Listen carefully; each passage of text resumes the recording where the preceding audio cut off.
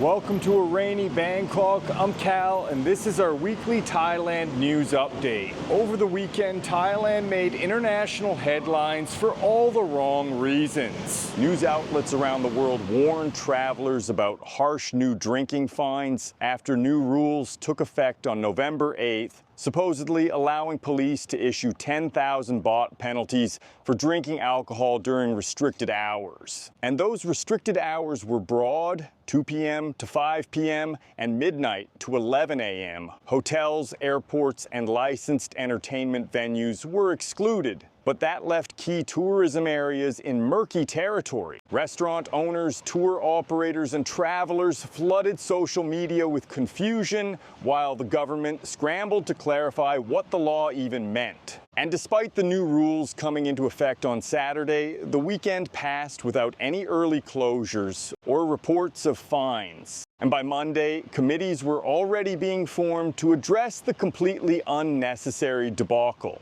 Officials clarified that police aren't even authorized to issue fines. Instead, the rule falls under the Ministry of Public Health, and only public health officers can issue penalties. Even then, the official guidance recommends warnings rather than fines. And since it's rare to see health officers roaming the streets, it's fairly clear that there isn't any intention to enforce this rather strange shift in rules. So if you're in Thailand or planning a trip soon, you can safely ignore this headline-grabbing story. The government often makes big announcements long before figuring out how to enforce them or whether they make any sense at all. And if you're a visitor or potential expat, the best rule is simple: ignore the noise. Very little ever changes on the ground here. And in typical fashion, the government has also been talking about removing alcohol restrictions entirely by January 2026, lifting both time and zoning regulations. I'll keep you up to date with any changes here on the channel.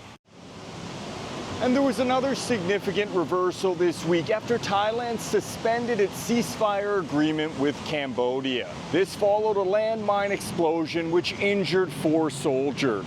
Prime Minister Anutin Charnvirakul announced the suspension after a National Security Council meeting, and yesterday renewed border clashes left 4 Cambodian civilians injured and 1 dead. Thai forces insist that Cambodian units opened fire first, accusing them of using civilians as cover during the exchange, but Cambodia has pushed back, claiming that it was Thai troops who fired on civilians. Conflicting accounts like these aren't new along this stretch of the border, but the incidents bring a potential end to the so-called Kuala Lumpur Peace Accords, signed just weeks ago with backing from U.S. President Donald Trump. The agreement committed both nations to withdraw heavy weapons from border zones, cooperate on mine clearance, and release detained troops. It was also linked to a new trade framework with the United States. Now, both the fragile peace and that trade deal hang in the balance. For travelers, it's best to avoid the Thai-Cambodian border area. All crossings remain closed, and tensions could flare up at any time. Pollution hit the capital and 20 other provinces this week with high levels of PM 2.5 particulate matter.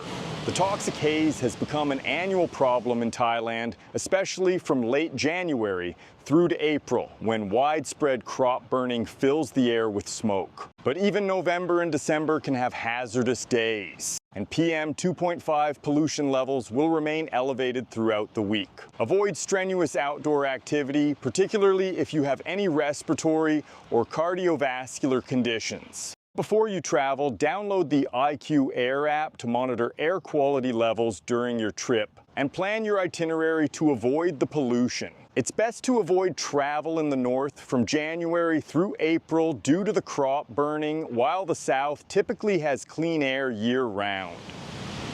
While pollution arrived early this year, the rain has been hanging around much longer than usual, with major typhoons battering the region. Thailand usually gets the remnants of those storms, less destructive, but still heavy enough to disrupt daily life and trigger floods and landslides. If you're traveling at this time, keep an eye on the weather. Reservoirs and dams are nearing full capacity, and officials have issued flood warnings, especially along the Chao Phraya River. Avoid booking accommodations in low-lying or flood-prone areas, and be cautious if hiking or traveling in remote regions. Mudslides and flash flooding can be common, and there is an increased risk of mosquito-borne illnesses like dengue and malaria. Traffic congestion is also common. Plan ahead and expect delays if rain is in the forecast. And download the Rain Viewer app for real-time storm tracking and weather updates. Let's shift gears and talk about upcoming holidays. Authorities announced a 5-day New Year holiday from December 30th to January 3rd to boost tourism and domestic spending. So if you have plans to visit during the upcoming holiday period, expect plenty of events for both Christmas and New Year. I'll have a full holiday guide soon, where to go, what to see, and how to avoid the crowds. So make sure to subscribe to catch that update. That's it for this week's update. Let us know your thoughts in the comment section and have a great day.